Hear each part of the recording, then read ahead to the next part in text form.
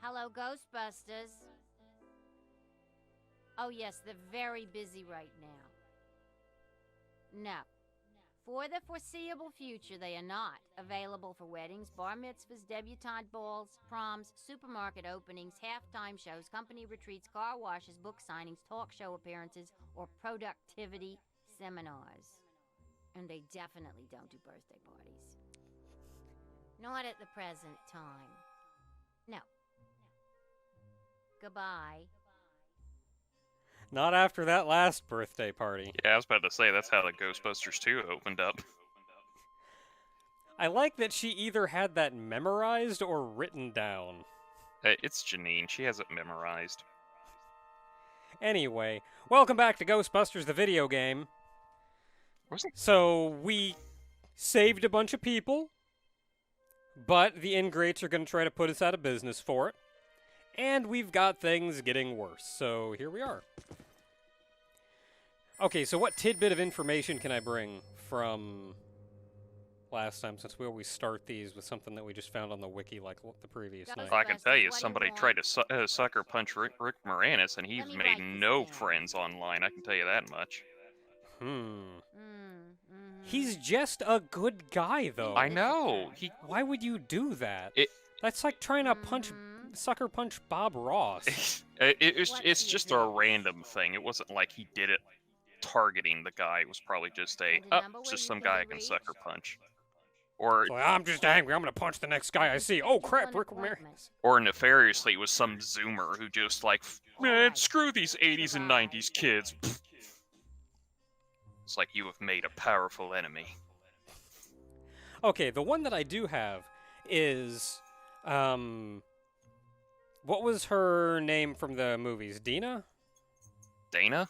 Dana? Dana Gould. Dana. Dana Gould, right? Okay, so at the end of the so Peter Yeah. spent the whole first movie hitting on Dana, Oh yeah, this information. Okay. and by the end of it, the two of them actually seemed kind of close. But come the second movie, they're not only not together, but Dana has a kid, and you're like, what happened? Apparently, what happened was in the first movie, you actually saw Dana hanging around with this musician guy, and Peter was kind of hitting on her, pulling her away from him, and eventually she's like, okay, yeah, you know what, this Peter guy's a lot more entertaining than this musician guy. So she went over and actually started, at the end of the movie, dating Peter. However, Peter, as I'm sure you know Peter, is kind of avoidant to commitment and kind of took Dana for granted. So eventually she was just like, this isn't going anywhere, and she dumped Peter. She got back together with the musician guy, got married, and had a kid. The musician guy then got some kind of career opportunity or some such, and he just skipped town on her. Completely left. So now she was stuck as a single mom leading into the second movie. So, second movie, they meet up again. Peter starts hitting on her again. She starts going, okay, I'm in a tough spot. He's all right. And by the end of the second movie, they get back together.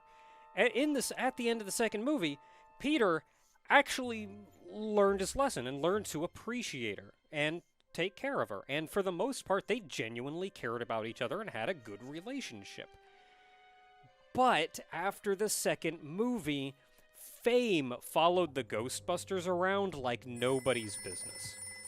And Peter knew that level of fame and the paparazzis following him around was not something that he wanted for Dana or the kid. He knew it was bad for both of them.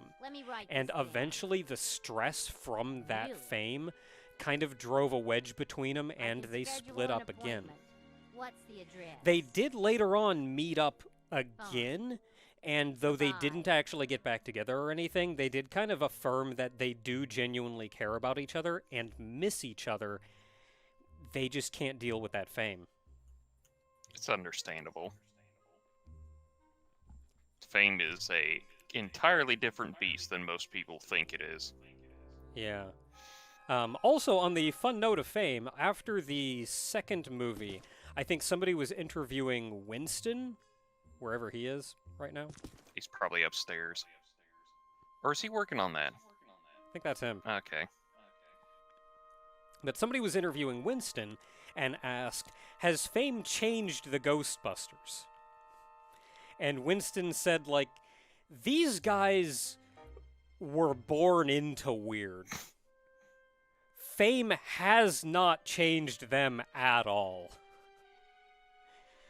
They're the exact same weirdos they've always been. I mean, yeah, I can see Peter more taking advantage of the Fame, but other than that, he's like, nah, yeah, I'm good with it. Ghostbusters, what do you want? Like, he's gonna be the same guy he's always been. Let me The write same this down. friggin' talk show host he's always been. Isn't that what he did? What else was there? Isn't that what he did in the second movie? He was a host of a TV show. Yeah, since the Ghostbusters kind of ran out of business. After the first movie, despite all the fame and everything for taking out Gozer, all the damages in it, they got sued for all the damages and everything they did, and that, like, put them out of business. I can schedule an So they all kind appointment. of split up and did their own things. All right. One of which was Peter Goodbye. went and became a talk show host. What else was there?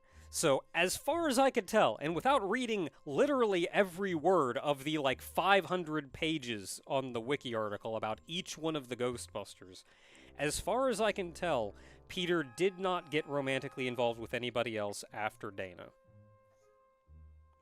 I think he hit on some people, probably, but I don't think he actually got anywhere. Winston got married, though weird time travel shenanigans like undid the marriage and removed everybody's memories of it, so that was kind of sad news. Hello, Ghostbusters. Ray did get a Just one girlfriend, moment. and they were happily in a relationship at the end of I'm the looking up your phone. comic series. Mm. Egon had an almost unending romantic tension with Janine. And this went through the comics, this went through the cartoon, this went through the real, I can like the real schedule an Ghostbusters, this went through Ghostbusters Extreme. And a number where you can be reached? Like, it's been Alright. there for, like, ever, and it was also Thank pretty you much never so resolved. Much for calling. So anyway, that's the information that I gained through that. Anyway, let's go talk to Egon and Ray and figure out what's going on over here. What does this symbol mean? Guys.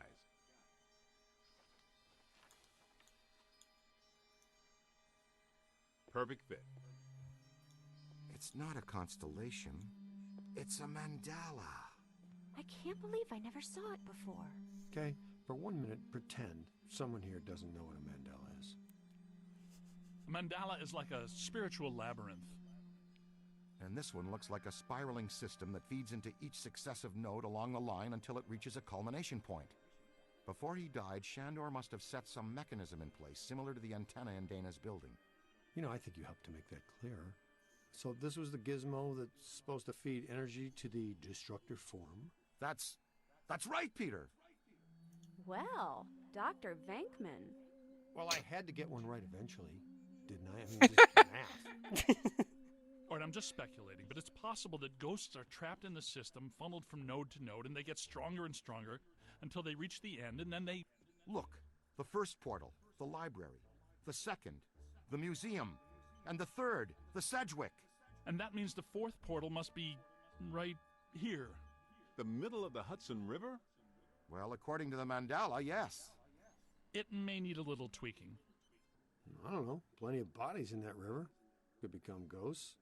But what does this have to do with me? What did I do? Bill, do you want You to were do at the that line museum again? and the Oh, he's Sedgewick. gone. Maybe you were some sort of catalyst, accidentally setting things in motion. You're saying this is my fault? You are blameless. What Egon meant to say was that you have some sort of connection to this thing, and we're going to go back to the Sedgewick and find out what. Isn't that right, Brainiac? That's right, Peter. Alyssa, do you remember where you were going when you were at the Sedgewick? I was standing outside a room, 12:21. Something was compelling me to go in, but I woke up just before the door opened. I ran out of there as fast as I could. And then some jerk tried to pick me up on the elevator. Okay, you need to stay here where it's safe and where you can't set off any more cross-dimensional shockwaves, hot stuff. Here, read up on the mandala and the boys will check out the Sedgewick. The boys. And what about you, superstar? I'm gonna have you drop me off near Peck's office. Something tells me he's not quite what he seems. Good idea. Meet us at the hotel when you're done. Oh wow, Peter actually doing some work for once. Well, I think Peter realizes that Peck is the one that hates him the most, so he can try to head off most of the terrible things that's about to happen to the Ghostbusters. Oh, I had another one. Hello, So they Ghostbusters. classify the ghosts Just in one the... moment. Let me get a pen. That Tobin What was thing. it? It's not a category. When did this Like occur? the last boss was like a 7. Oh, What was it? I can I think they schedule call an them appointment. categories. I don't think it was like a category 7. And a I number don't think where that you was can it. be reached. And you don't get like previous chapters ghosts in here.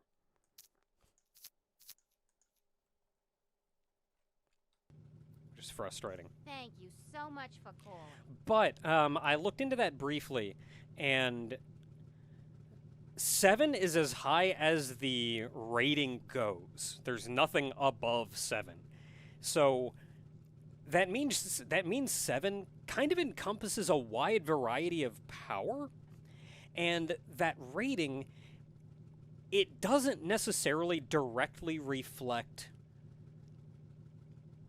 power or danger. It reflects a ghost's capabilities, which oftentimes reflects how Ghostbusters, powerful what do they you are, want? but not necessarily. Let me get a pen. So a category 7 is typically one that has a human form, Really? unlike, say, Slimer. You did? As a human form, has Schedule an appointment. intelligence, as most ghosts Thank work you off so much of for calling. instinct or Oh yeah, I kind forget if it kinda like id. I forget what it was they said. of like what the Scolari brothers did, where they were just menaces that had no intelligence, but were just menacing because that's what they were in life. They were murderers. Yeah, and like Slimer eats. That's just all he does is he eats. A category 7 also generally has higher intelligence. You can oftentimes speak to them. Hi, Vigo. And they also oftentimes can command lesser ghosts. Yep, that was Vigo and Gozer right there. So that's a 7. And someone like Gozer is kind of on a Ghostbusters, whole hold, please. plane above a lot of the 7s that we've found otherwise. But 7 is as high as the gauge goes, and Gozer still fits in as a 7. Canonically across all of Ghostbusters, minus this game, there's only a handful of 7s, a small handful of 7s that they've ever run into. And it's typically described that if you end up in combat against a 7, it's so immensely dangerous that whether or not you survive is largely reliant on luck. Hello, Ghostbusters. Like, Oh, it's God. 7s are bad news. Yes. And when I mentioned before that this game was generally pretty, or not this game, but one thing I loved about Ghostbusters in general is how realistic I it don't think feels. so. You do have to keep in mind this is a video game. And they have to escalate and they have to do crazy things because that's what you want to see in playing a video game. And so it only makes sense that what would be an effective boss for you would be something at level 7. Even though, realistically, running into this many 7s would, like, have flattened this entire city. Like, you don't just run into 7s like this. I mean, yeah, our first big boss was that fisherman guy, and he was a 6. Yeah. So that's that, and kind of take into account also video game. Let me get a pen. Okay, so let's go bust some ghosts.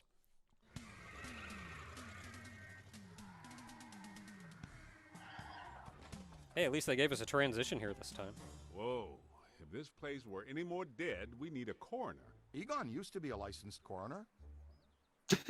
No kidding. It's just a hobby now.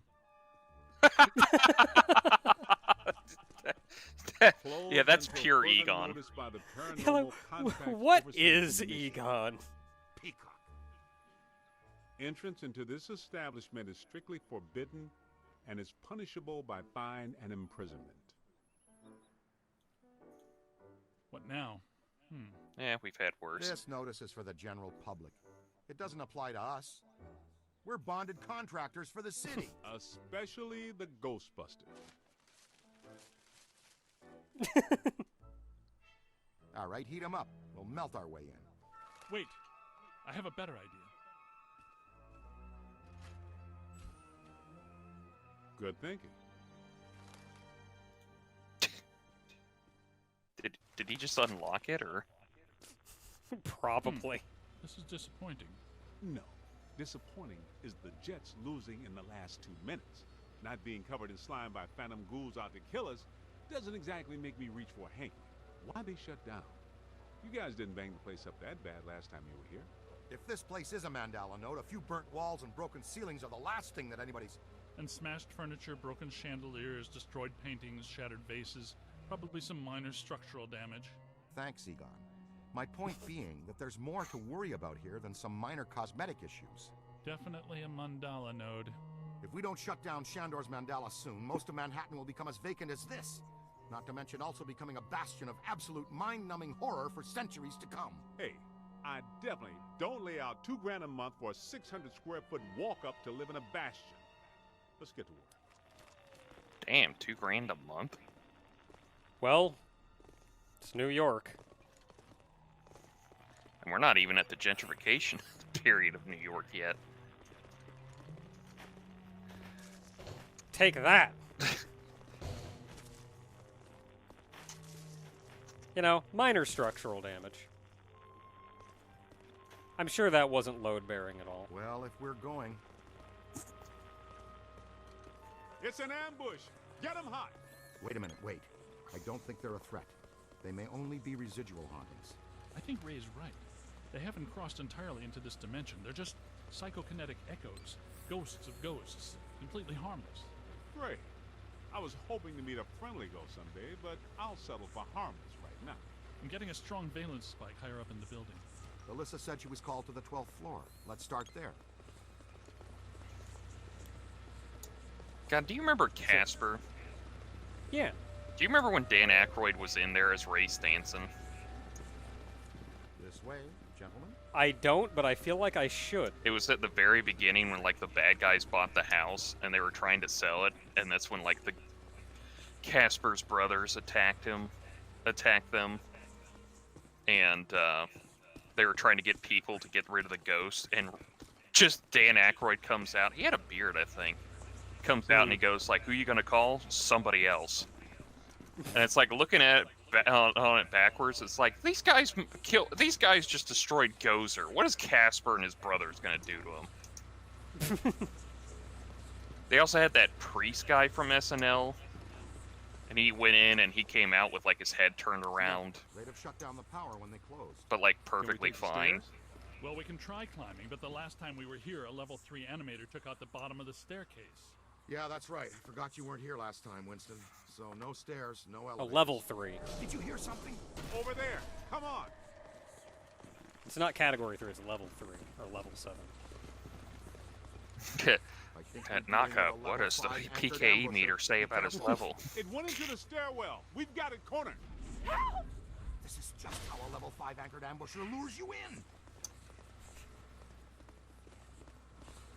Also, I love the fact that ghosts have ghosts now. The manager? What are you doing here? Ghosts, monsters, everywhere. There was another voice. Oh, that's me. I'm A like, woman anybody want to screamed. shoot that thing in the Are you corner? alone in here? Look, I just said ghosts and monsters everywhere. Does that sound like I'm alone? He meant people. Then yes, I think so. Well, I guess that explains it. Sir, there's no need to fear. These are just shadows, echoes of actual ghosts. They can't hurt you. Come with us, sir. We can lead you to safety. Yeah, let's get him the heck out of here first. I don't know what anybody's complaining about. When you get really scared, you go high-pitched. I'm gonna pull up the rear. God, your bosun meter thing went off, and I thought it was your PKE meter. Because I just saw that blue, and I was like, relic! Oh, wait. Oh, yeah, that's not inconspicuous. Hey, honey, you want to go up? You couldn't have hit that somewhere better? In a hotel, too. Someone you know? I don't know. Most of the old staff knows the story of the Spider Witch, a professional widow who did unimaginable things in a room on the 12th floor back in the 1920s. Sounds cool. What are you still doing here? Why didn't you evacuate with everyone else? I came back last night to retrieve some payroll records, but the hotel won't let me out. The door's shut on me, and the phones are down too. That means we're trapped now, too. And we have to Cool. hope that Peter figures out we're missing. There goes a weekend. Not necessarily. The 12th floor is apparently the core of this node. If we can get the power back on, we can take the elevators. If the elevators don't eat us. Yes, if the elevators don't eat us. Where are the I circuit mean, breakers for make this fun place? of We him all don't you have a lot of want, time. but... Breakers. In my office. But the city came and turned off most of our power after the electrical fire on the 3rd floor. There's no way to turn it back on from here. That's inconvenient. We've got to find some way to get the elevators moving. There's a backup generator in the utility room, off the kitchen. It's for emergency blackouts. Perfect. Let's give it a try. To the kitchen. Sure thing. So, here's a fun fact about the spider lady. When we first came here with Slimer, when we were on the 12th floor... Also, God, those are just skeletons. What the shit? When we first came here, tried to Hey! try to retrieve Slimer on the 12th floor. You go onto the 12th floor. You can actually see her room, and there's a little ectoplasmic spider that goes around on your PKE meter. That kind of like goes like